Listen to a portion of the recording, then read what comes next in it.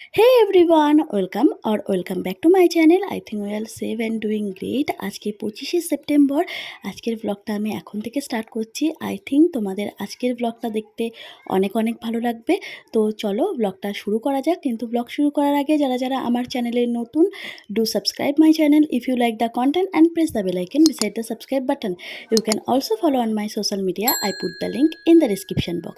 So without any further ado, let's get started. আজকে সকাল থেকেই অঝোরে বৃষ্টি হচ্ছে। সত্যি কথা বলতে গিয়ে আমার বড় ভ্লগ বানানোর আজকে কোনো ইচ্ছা ছিল না। কিন্তু যখন রাস্তায় যাই তখন ভাবলাম যে ঠিক আছে একটা বড় ভ্লগ বানানোর চেষ্টা করি। যদি হয় পরে ভয়েস ওভার দিয়ে দেবো। ওই জন্যে আমি সামনে ইন্ট্রোটাও আজকে ভয়েসেই বললাম। কারণ আমি আজকে কোনো প্ল্যানই করিনি। তো মিঠুন চলে এসেছিল আমাদের বাড়িতে। আজকে ওর গাড়ির সার্ভিস করাতে হবে। আর হচ্ছে নাম্বার যে প্লেটটা থাকে সেটাও চলে এসেছে, তো ওটাও আমাদের নেওয়ার ছিল। অ্যাকচুয়ালি ও যেহেতু কর্মসূত্রে বাইরে থাকে, যখন ও ছুটি পায় সেই দিনগুলোতে আমাদের আর ছুটি থাকে না, হয় আমাদের কিছু না কিছু কাজ থাকে, সেইগুলো আমরা কমপ্লিট করার চেষ্টা করি। ওই জন্যে আজকে ঝড় বৃষ্টি হওয়া সত্ত্বেও আমরা বেরিয়ে যাই। যেহেতু সামনেই দুর্গাপুজো, বাঙালির সবথেকে বড় উৎসব, তো প্রত্যেকটা বাঙালির মধ্যে একটা টেন্ডেন্সি থাকে সব কাজ পুজোর পরে করারই। তো আমরা ভাবলাম যে না, আমাদের এই কাজটা যেহেতু খুবই গুরুত্বপূর্ণ, এই কাজটা সেরে নিই। তো যেতে আমাদের অনেক জোরে যেহেতু বৃষ্টি হচ্ছিল, একটা জায়গায় আমাদের দাঁড়াতে হয়।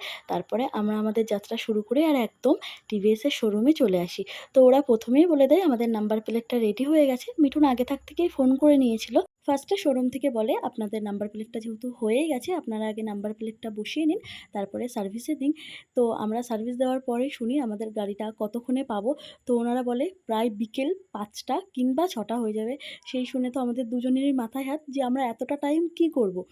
আর যেহেতু রানাঘাটে আমাদের আশেপাশে তো আর কিছু করার মতন নেই, তো আমরা শোরুমেই বসছিলাম। আর সেই বসে আমরা দুজনে গল্প করছি আর ভাবলাম যে ঠিক আছে, একটা যে নতুন মডেল এসছে সেইগুলোর ভিডিও তুলে নিয়ে যাই। যদি আমার ব্লগটা দেখে কারোর ভালো লাগে তো অবশ্যই কারোর না কারোর হেল্প হয়ে যাবে। তো যেহেতু দুপুরবেলা খুবই খিদে পেয়ে গেছিলো আর আমরা বাড়ি থেকে তো লাঞ্চ করে আসিনি, সকালবেলাই বেরিয়েছিলাম। তো আমরা অনেক খোঁজাখুঁজির পরে দেখলাম সামনেই একটা রেস্টুরেন্ট আছে। তো এখানে আমরা যাই। খুবই সুন্দর অ্যাম্বিয়েন্সটা দেখে তো খুবই ভালো পছন্দ হয়েছিল। ও ফার্স্টে গিয়ে আমাকে দেখাচ্ছিল দেখ এই জিনিসগুলো আছে। তো ভিতরটাও খুব সুন্দর ছিল। আমরা গিয়ে বসি। কিন্তু যেই জিনিসগুলোই আমরা অর্ডার করছিলাম সেই জিনিসগুলোই ওনারা বলছিল নেই। এই শুনে আমার একটুখানি প্রথমে রাগ হয়েছিল। তো তারপরে ওনারা বলে যে এই আইটেমগুলো আছে। অ্যাকচুয়ালি ওনাদের ওখানে যে কাবাবের ভাটিটা আছে সেটা খারাপ হয়ে গেছিলো আর বিরিয়ানিও ছিল না। আর আমাদের খুবই খিদে পেয়ে গেছিলো। ফার্স্টেই যেটা পেতাম আমরা সেটাই অর্ডার করতাম। যেহেতু প্রায় দুপুর 3টে 3:30 বেজে গেছে। ওনারা আমাদের বাঙালি থালি অর্ডার করতে বলছিল। কিন্তু সত্যি কথা বলতে ওইটা খাওয়ার আমাদের ইচ্ছা ছিল না। তো আমরা সবসময় যে দোকানে গিয়ে যেটা খাই আমাদের খুবই ভালো লাগে, মিক্সড ফ্রায়েড রাইস। আর এটা ছিল চিকেন দো পেঁয়াজা। সত্যি কথা বলতে খাবারটা পাওয়ার পরে খুবই ভালো লাগে। তোমরা যদি কোনো কাজ করতে এখানে যাও রানাঘাটে, এই রেস্টুরেন্টে অবশ্যই আসতে পারো। খুব ভালো কোয়ালিটি, খুব ভালো অ্যাম্বিয়েন্স আর কোয়ান্টিটিটাও খুব ভালো। আর দামও একদমই ঠিকঠাক। আর সত্যি কথা বলতে বাইরেটা এতটা সুন্দর, যেহেতু বৃষ্টি হচ্ছিল বলে অনেক কিছু অফ ছিল। বৃষ্টি না হলে কিন্তু আমরা আরেকটু টাইম থাকতাম। তারপরে খাওয়া-দাওয়ার পরে সামনে একটা চার্চ ছিল। তো আমি বললাম চল গিয়ে ঘুরে আসি। তো আমরা বাইরে থেকেই ঘুরছিলাম, যেহেতু আন্ডার কনস্ট্রাকশন ছিল। আর যেহেতু আমরা দুপুরের লাঞ্চে মাংস খেয়েছিলাম ননভেজ, ওই জন্যে না আমার আর ভেতরে যেতে ইচ্ছা করছিল না। দেখো এই জিনিসটা সবার তো নিজের ভেতর থেকে ব্যাপার, যে যেটাই বিশ্বাস করে।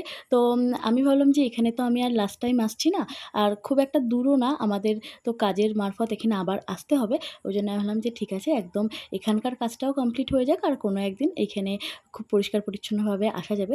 যেহেতু যাই হোক অন্য ধর্মেরও হলে এটা তো একটা ঠাকুরেরই জায়গা। আর সত্যি কথা বলতে এত পিসফুল জায়গাটা, আমরা যতক্ষণ ছিলাম ততক্ষণ আমাদের খুবই ভালো লাগছিল। আমার এরকম শান্ত পরিবেশ খুব ভালো লাগে। একদমই আমার চিৎকার চেঁচামেচি ভালো লাগে না। যদিও বা আমি একটুখানি চিৎকার চেঁচামেচিই করি, একটুখানি না, আমি অনেকটাই চিৎকার চেঁচামেচি করি। যাই হোক, তোমরা যদি কোনো কারণবশত এখানে আসো বা ঘুরতেও আসতে পারো, অবশ্যই 5 মিনিটের জন্য এই জায়গাটাতে থেকো বা অন্তত 1 মিনিটের জন্য থেকো। তোমাদের মন ভালো হয়ে যাবে।